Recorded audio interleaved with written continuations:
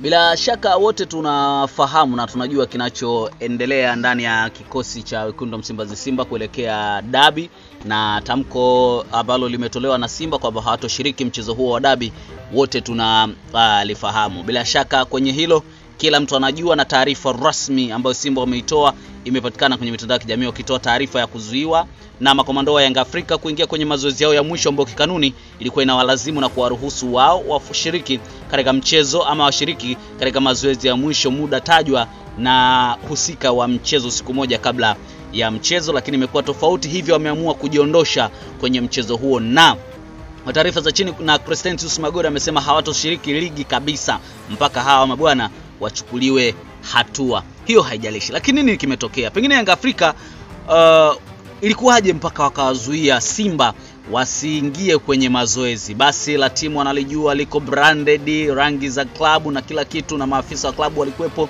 Nini kimetokea mpaka mishna wa mchezo pia alifika? Nini kimesababisha Simba Yanga wasiwaruhusu Simba kwenda kufanya mazoezi? Nimepita kwenye page ya club ya msemaji wa klabu ya Yanga Ali Shabani Kamwe kuona namna gani ambavyo pengine yeye anaweza kuzungumzia hilo. Nimeona klipu moja ameposti, klipu moja ya giza, alafu kuna mwamba anaonekana kwa mbali sana hivi.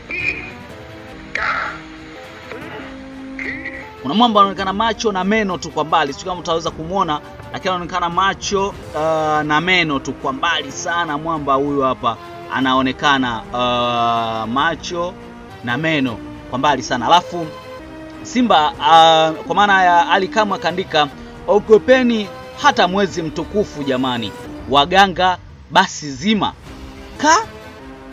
Ina maana gani hii?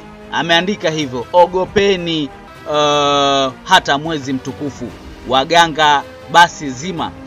Inaweza kuashiria kwamba pengine Simba kwenye basi lao walibeba waganga wengi zaidi ya wachezaji, ama ilikuwaje?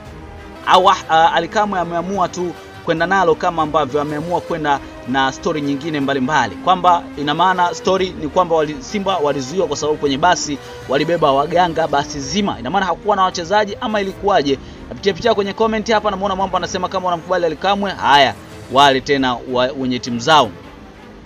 Alafu mwingine akasema wanaoamini kesho tutashinda. Haya, mwingine hii ilikuwa ni kabla ya Wekundu wa Msimbazi Simba hawajatoa tamko la wao kujitoa kwenye mchezo huo. Alafu namuona Kevo hapa akasema wako wamekuzurua bila taarifa, walikuwa wanatafuta futari za bure.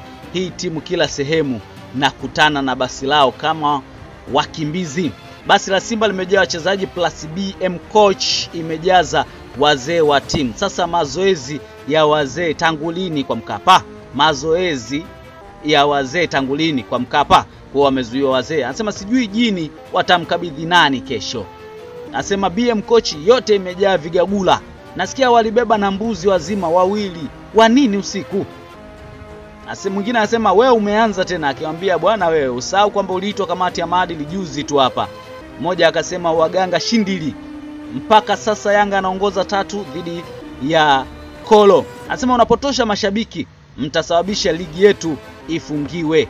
Ali anasema kisheria ni haki yake kufanya mazoezi ya uwanja huo siku moja kabla ya mchezo, muda ule wa gemu.